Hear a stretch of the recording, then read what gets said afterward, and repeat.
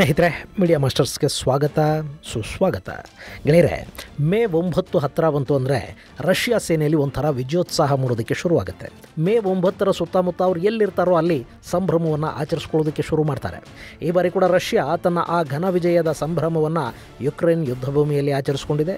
ನಿಮಗೆ ಗೊತ್ತಲ್ಲ, Russia Ukraine ಯುದ್ಧ ಶುರುವಾಗಿ ಇದು 3ನೇ ವರ್ಷ.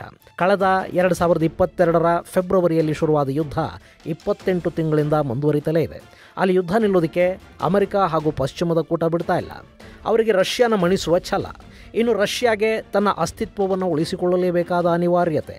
ಇವರಿಬ್ಬರ ನಡುವೆ ಬದುಕೋದಿಕ್ಕೂ ಆಗದೆ, ಸಾಯೋದಕ್ಕೆ ಮನಸ್ಸಿಲ್ಲದೆ, ಯುದ್ಧ ಮಾಡೋ ಶಕ್ತಿ ಇಲ್ಲದೆ, ನಿಲ್ಲಿಸೋದಕ್ಕೆ ಸಾಧ್ಯವಾಗದೆ ಒದ್ದಾಡ್ತಾ ಇರೋದು ಮಾತ್ರ ಯುಕ್ರೇನ್ ಅನ್ನೋ ನತದೃಷ್ಟ ದೇಶ. ಗೆಳೆಯರೆ, ಈ ಯುದ್ಧ ಶುರುವಾದಾಗ ರಷ್ಯಾ ಹೆಚ್ಚು ದಿನಗಳ ಕಾಲ ಇದನ್ನು ಮುಂದುವರಿಸೋದಕ್ಕೆ ಸಾಧ್ಯನೇ ಇಲ್ಲ ಅಂತ ಪಶ್ಚಿಮದ ಜಗತ್ತು ಭಾವಿಸಿತ್ತು.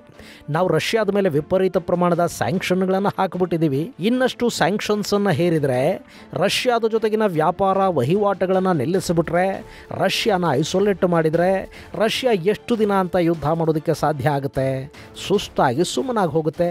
ಇನ್ನು ನ್ಯಾಟೋ ದೇಶಗಳು, ಅಮೆರಿಕಾದ ಮಿತ್ರ ದೇಶಗಳು ಆಯುಧಗಳನ್ನು ಯುಕ್ರೇನ್ಗೆ ಕೊಡ್ತಾ ಹೋದರೆ ಅಷ್ಟೊಂದು ಬಲಿಷ್ಠ ಆಯುಧ ಶಕ್ತಿಯ ಮುಂದೆ ರಷ್ಯಾ ನಿಲ್ಲೋದಕ್ಕೆ ಸಾಧ್ಯನೇ ಇಲ್ಲ ಅಂತ ಅಮೆರಿಕ ಭಾವಿಸಿತ್ತು. ಅದರಲ್ಲಾಗಿದ್ದೇ ಬೇರೆ. ರಷ್ಯಾದ ತೈಲ ಮತ್ತು ಗ್ಯಾಸ್ ಸರಬರಾಜನ್ನು ನಿಲ್ಲಿಸಿದ ಪರಿಣಾಮ ಯುರೋಪಿಯನ್ ದೇಶಗಳು ಸಂಕಷ್ಟಕ್ಕೆ ಸಿಲುಕಿದ್ವೇ ಹೊರತು ಅದರಿಂದ ರಷ್ಯಾಗೆ ದೊಡ್ಡ ನಷ್ಟ ಏನಾಗಲಿಲ್ಲ. ರಷ್ಯಾ ಭಾರತ ಮತ್ತು ಚೈನಾಗಳಿಗೆ ಕಡಿಮೆ ಬೆಲೆಯಲ್ಲಿ ತೈಲ ರಫ್ತು ಮಾಡಿತು ಮತ್ತು ಈ ಹಿಂದೆ ಇಂಧನದಿಂದ ಗಳಿಸ್ತಾ ಇದ್ದ ಹಣವನ್ನು ತೈಲದ ಮೂಲಕ ಸಂಪಾದನೆ ಮಾಡಿತು. ರಷ್ಯಾ ಅಮೆರಿಕದ ವಿರೋಧಿ ದೇಶಗಳನ್ನು ತನ್ನ ಪಕ್ಕದಲ್ಲಿ ನಿಲ್ಲಿಸಿಕೊಳ್ಳೋದ್ರಲ್ಲಿ ಯಶಸ್ವಿಯಾಯಿತು. ಇನ್ನು ಇದಕ್ಕಿಂತ ದೊಡ್ಡ ಮತ್ತೊಂದು ಲಾಭ ಈ ಯುದ್ಧದ ಸಂದರ್ಭದಲ್ಲಿ ರಷ್ಯಾಗಾಗ್ತಾ ಇದೆ. ಅದು ಮುಂದಿನ ದಿನಗಳಲ್ಲಿ ಪಶ್ಚಿಮದ ದೇಶಗಳ ಆಯುಧ ಶಕ್ತಿ ಮತ್ತು ಆಯುಧ ತಂತ್ರಜ್ಞಾನಕ್ಕೆ ಸರಿಸಮನಾಗಿ ರಷ್ಯಾ ಕೂಡ ಬೆಳೆಯೋದಕ್ಕೆ ಬೇಕಾದ ವ್ಯವಸ್ಥೆಗಳನ್ನು ಮಾಡಿಕೊಡ್ತಾ ಇದೆ. ಹಾಗಾದರೆ ಒಂದು ಯುದ್ಧ ಕೂಡ ರಷ್ಯಾದ ಪಾಲಿಗೆ ಹೇಗೆ ಲಾಭದಾಯಕವಾಗಿ ಬದಲಾಗ್ತಾ ಇದೆ, ಬನ್ನಿ ನೋಡೋಣ.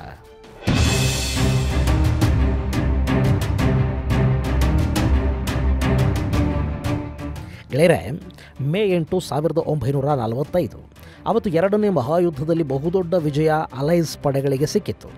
ಸೋವಿಯತ್ನ ರೆಡ್ ಆರ್ಮಿ ನಡೆಸಿದ ಮಾರಣ ಹೋಮಕ್ಕೆ ಬೆದರಿ ಜರ್ಮನಿ ತನ್ನ ಶರಣಾಗತಿಯನ್ನು ಘೋಷಣೆ ಮಾಡಿತು.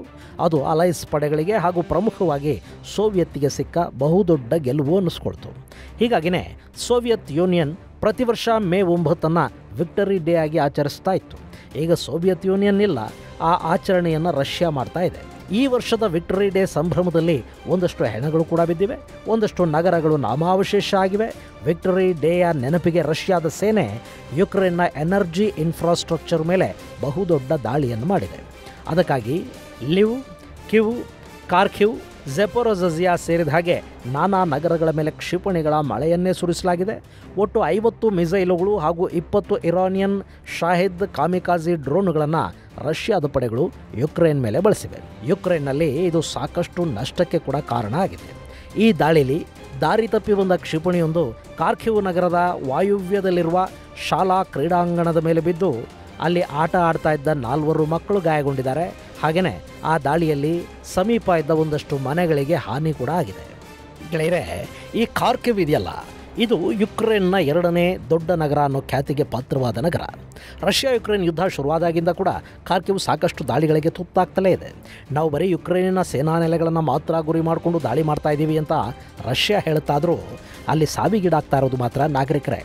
ಈ ಯುಕ್ರೇನ್ ಇದೆಯಲ್ಲ, ಇದು ಗಾಜಾದ ರೀತಿಯಲ್ಲೇ ನಾಗರಿಕ ವಸತಿಗಳಲ್ಲಿ ಆಯುಧಾಗಾರಗಳನ್ನು ಮಾಡಿಕೊಂಡಿರೋದು ಮತ್ತು ಅಲ್ಲಿನ ನಾಗರಿಕರೂ ಕೂಡ ಬಲವಂತವಾಗಿ ಯುದ್ಧದಲ್ಲಿ ಭಾಗವಹಿಸಬೇಕಾಗಿ ಬರ್ತಾ ಇರೋದು, ಇದೆಲ್ಲ ಯುಕ್ರೇನ್ನ ನಾಗರಿಕರ ಸಾವಿಗೆ ಕಾರಣವಾಗ್ತಾ ಇದೆ. ಹಾಗೆ ರಷ್ಯಾ ಕೂಡ ಮನೆಗಳ ಮೇಲೆ, ಸರ್ಕಾರಿ ಕಚೇರಿಗಳ ಮೇಲೆ, ಅಪಾರ್ಟ್ಮೆಂಟು, ಶಾಲಾ ಕಾಲೇಜುಗಳ ಮೇಲೆ ಕೂಡ ಮಿಸೈಲ್ ದಾಳಿ ಮಾಡ್ತಾ ಇದೆ. ಸೊ ನಾಗರಿಕ ಪ್ರದೇಶಗಳ ಮೇಲೆ ದಾಳಿ ಮಾಡಬಾರದು ಅನ್ನೋ ಯುದ್ಧದ ನಿಯಮ ಏನಿದೆ ಅದು ಇಲ್ಲಿ ಅಪ್ಲೈ ಆಗ್ತಾ ಇಲ್ಲ.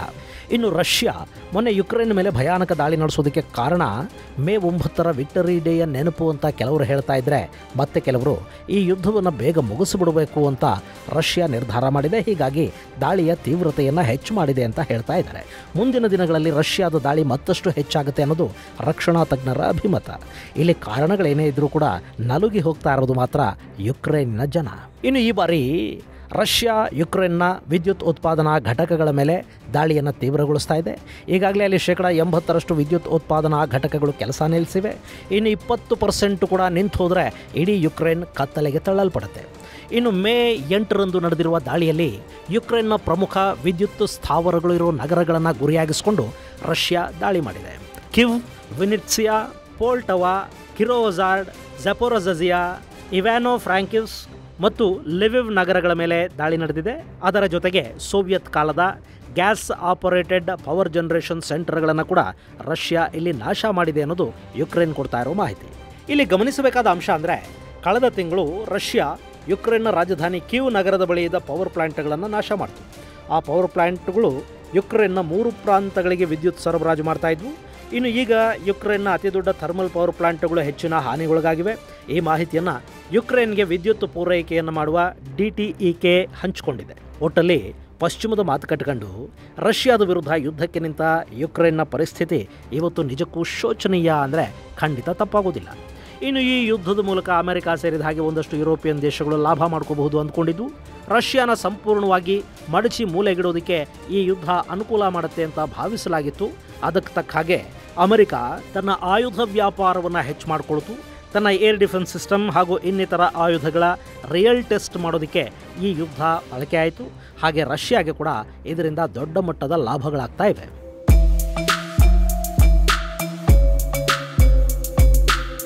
ಇಲ್ಲಿ ಪಶ್ಚಿಮದ ದೇಶಗಳು ಇತ್ತೀಚೆಗೆ ಸಾಕಷ್ಟು ಆಧುನಿಕ ಆಯುಧಗಳನ್ನು ತಯಾರು ಮಾಡಿತು. ಅವುಗಳ ಟೆಕ್ನಾಲಜಿ ಅರ್ಥ ಆಗದೆ ರಷ್ಯಾಗೆ ಕೌಂಟರ್ ವೆಪನ್ಗಳನ್ನು ಡೆವಲಪ್ ಮಾಡೋದಕ್ಕೆ ಸಾಧ್ಯ ಆಗ್ತಾ ಇರಲಿಲ್ಲ. ಈಗೇನಾಗಿದೆ ಅಂದರೆ, ಪಶ್ಚಿಮದ ದೇಶಗಳ ಬಹುತೇಕ ಆಯುಧಗಳು ಈ ಯುದ್ಧದ ಕಾರಣದಿಂದಾಗಿ ರಷ್ಯಾದ ಕೈಗೆ ಸಿಗ್ತಾ ಹೋಗ್ತಾ ಇವೆ. ಇದು ರಷ್ಯಾಗೆ ಬಹುದೊಡ್ಡ ಲಾಭವನ್ನು ಮಾಡಿಕೊಡ್ತಾ ಇದ್ದು, ಈ ಯುದ್ಧ ಇನ್ನು ಹೀಗೆ ಮುಂದುವರೆದರೆ ಪಶ್ಚಿಮದ ದೇಶಗಳ ರಕ್ಷಣಾ ವ್ಯವಸ್ಥೆಯ ರಹಸ್ಯ ಏನಿದೆ ಅದು ಸಂಪೂರ್ಣವಾಗಿ ರಷ್ಯಾದ ಕೈಗೆ ಸಿಗುವ ಸಾಧ್ಯತೆಯನ್ನು ನಾವಿಲ್ಲಿ ತಳ್ಳಿ ಹಾಕೋದಕ್ಕೆ ಆಗೋದಿಲ್ಲ. ಗೆಳೆಯರೆ, ಈ ಯುದ್ಧ ಪ್ರಾರಂಭವಾದ ನಂತರ ಬ್ರಿಟನ್ ತನ್ನ ಬತ್ತಳಿಕೆಯ 14 ಚಾಲೆಂಜರ್ ಟ್ಯಾಂಕ್ಗಳನ್ನು ಯುಕ್ರೇನ್ಗೆ ಕೊಡ್ತು.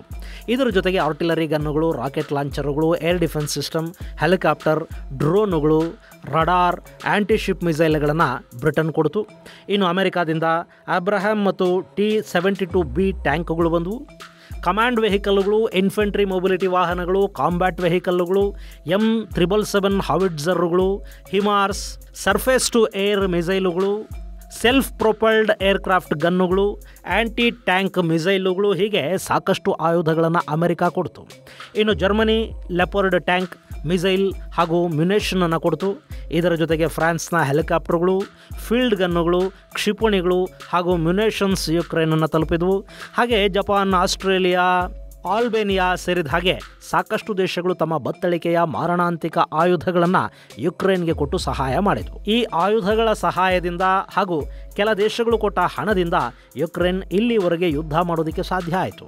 ಆದರೆ ಇದೇ ವೆಪನ್ನುಗಳು ರಷ್ಯಾಗೀಗ ದೊಡ್ಡ ಆಸ್ತಿಯಾಗಿ ಬದಲಾಗ್ತಾ ಇವೆ. ಯಾಕೆಂದರೆ ಸಾಕಷ್ಟು ಕಡೆಗಳಲ್ಲಿ ಯುಕ್ರೇನ್ನ ವೆಪನ್ಗಳನ್ನು ರಷ್ಯಾ ತನ್ನ ವಶಕ್ಕೆ ತಗೊಂಡಿದೆ. ಅವುಗಳನ್ನು ಸಂಗ್ರಹಿಸಿ ಈಗ ರಿವರ್ಸ್ ಇಂಜಿನಿಯರಿಂಗ್ ಮಾಡೋದಕ್ಕೆ ರಷ್ಯಾ ಕೆಲಸ ಆರಂಭ ಮಾಡ್ತಾ ಇದೆ. ಗೆಳೆಯರೆ, ನಿಮ್ಮಲ್ಲಿ ಸಾಕಷ್ಟು ಮಂದಿಗೆ ಈ ವಿಷಯ ಗೊತ್ತಿರಲೂಬಹುದು. 2ನೇ ಮಹಾಯುದ್ಧದ ನಂತರ ಅಮೆರಿಕ ಮತ್ತು ಸೋವಿಯತ್ನ ನಡುವೆ ಶೀತಲ ಸಮರ ಶುರುವಾಯಿತಲ್ಲ, ಆ ಸಂದರ್ಭದಲ್ಲಿ ಈ ರಿವರ್ಸ್ ಇಂಜಿನಿಯರಿಂಗ್ ಅನ್ನೋದು ಬಹಳಷ್ಟು ಪ್ರಾಮುಖ್ಯತೆಯನ್ನು ಪಡ್ಕೊಳ್ತು. ಅಮೆರಿಕ ಇಸ್ರೇಲ್ನ ಏಜೆಂಟರ ಮೂಲಕ ರಷ್ಯಾದ MiG-21 ಕಳವು ಮಾಡಿಸಿ ಅದರ ರಿವರ್ಸ್ ಇಂಜಿನಿಯರಿಂಗನ್ನು ಮಾಡ್ತು. ಇದು ಕೇವಲ ಒಂದು ಉದಾಹರಣೆ ಅಷ್ಟೇ. ಹೀಗೆ ರಿವರ್ಸ್ ಇಂಜಿನಿಯರಿಂಗ್ ಮೂಲಕವೇ ಅಮೆರಿಕಾಗೆ ರಷ್ಯಾದ ಆಯುಧಗಳನ್ನು ಸರಿಗಟ್ಟಬಲ್ಲ ಆಯುಧ ತಯಾರಿ ಸಾಧ್ಯವಾಯಿತು. ಆ ಶೀತಲ ಸಮರದಲ್ಲಿ ಅಮೆರಿಕ ಗೆಲುವನ್ನು ಕೂಡ ಪಡ್ಕೊಳ್ಳೋದಕ್ಕೆ ಸಾಧ್ಯ ಆಯಿತು. ಹೀಗೆ ರಿವರ್ಸ್ ಇಂಜಿನಿಯರಿಂಗ್ ಮಾಡೋ ಮೂಲಕವೇ ಅಮೆರಿಕಾಗೆ ರಷ್ಯಾದ ಆಯುಧಗಳನ್ನು ಸರಿಗಟ್ಟಬಲ್ಲ ಆಯುಧಗಳನ್ನು ತಯಾರು ಮಾಡೋದಕ್ಕೆ ಮತ್ತು ಆ ಶೀತಲ ಸಮರದಲ್ಲಿ ಗೆಲುವನ್ನು ಸಾಧಿಸೋದಕ್ಕೆ ಸಾಧ್ಯ ಆಗಿತ್ತು. ಇನ್ನು ಈ ವಿಷಯದಲ್ಲಿ ರಷ್ಯಾ ಕೂಡ ಹಿಂದೇನು ಬಿದ್ದಿಲ್ಲ. ಅವರು ಪಶ್ಚಿಮದ ಆಯುಧಗಳ ತಂತ್ರಜ್ಞಾನವನ್ನು ಕದಿಯುವ ಕೆಲಸನ ಸಾಕಷ್ಟು ಬಾರಿ ಮಾಡಿದ್ದಾರೆ. ಇನ್ನು ಈಗ ಯುಕ್ರೇನ್ ಯುದ್ಧದಲ್ಲಿ ಸಿಕ್ಕಿರೋ ಸಾಕಷ್ಟು ಆಯುಧಗಳನ್ನು ಮಾಸ್ಕೋದಲ್ಲಿ ಸಾರ್ವಜನಿಕರ ವೀಕ್ಷಣೆಗಿಡಲಾಗಿದೆ. ಆ ಮೂಲಕ ರಷ್ಯಾ ಪಶ್ಚಿಮದ ಯಾವೆಲ್ಲ ಯುದ್ಧೋಪಕರಣಗಳನ್ನು ವಶಪಡಿಸಿಕೊಂಡಿದೆ ಅನ್ನೋದನ್ನು ತನ್ನ ಜನರಿಗೆ ತಿಳಿಸುವ ಕೆಲಸವನ್ನು ಮಾಡ್ತಾ ಇದೆ.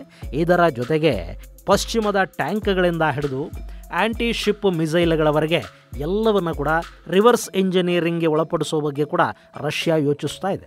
ಈಗಂತೂ ರಷ್ಯಾದ ಜೊತೆ ಚೈನಾ ಕೂಡ ಇರೋದ್ರಿಂದ ಅವರಂತೂ ಕದಿಯೋದ್ರಲ್ಲಿ ಎಕ್ಸ್ಪರ್ಟ್ಗಳೇ ಆಗಿರೋದ್ರಿಂದ ಒರಿಜಿನಲ್ ಕೂಡ ನಾಚೋ ಹಾಗೆ ಡೂಪ್ಲಿಕೇಟ್ಗಳನ್ನು ತಯಾರು ಮಾಡೋ ಶಕ್ತಿ ಅವರಿಗಿರೋದ್ರಿಂದ ಈಗ ಅಮೆರಿಕಾದ ಯಾವ್ಯಾವ ಆಯುಧಗಳ ನಕಲನ್ನು ಈ ಎರಡೂ ದೇಶಗಳು ತಯಾರು ಮಾಡುತ್ತವೆ ಅನ್ನೋದನ್ನು ಕಾದು ನೋಡಬೇಕು. ಗೆಳೆಯರೆ, ಪಶ್ಚಿಮದ ಆಯುಧಗಳಿವೆಯಲ್ಲ ಅವು ಕ್ವಾಲಿಟಿಯ ಜೊತೆ ಬೆಲೆ ಕೂಡ ದುಬಾರಿ. ಈಗ ನೋಡಿ, ಪ್ರಿಡೇಟರ್ ಡ್ರೋನ್ನ ಬೆಲೆಯಲ್ಲಿ ಬರೀ 10% ಬೆಲೆಗೆ ಮೊನ್ನೆ ಭಾರತದ ಸ್ವದೇಶಿ ಕಂಪನಿಯೊಂದು ಪ್ರಿಡೇಟರ್ಗಿಂತ ವೇಗವಾಗಿ ಹಾರಾಡುವ ಡ್ರೋನ್ ಒಂದನ್ನು ಅನಾವರಣ ಮಾಡಿದೆ. F-16ಗಳಿಗೆ ಹೋಲಿಸಿದರೆ ರಷ್ಯಾದ ಮಿಗ್ ಯುದ್ಧ ವಿಮಾನಗಳ ಬೆಲೆ ಕಡಿಮೆ.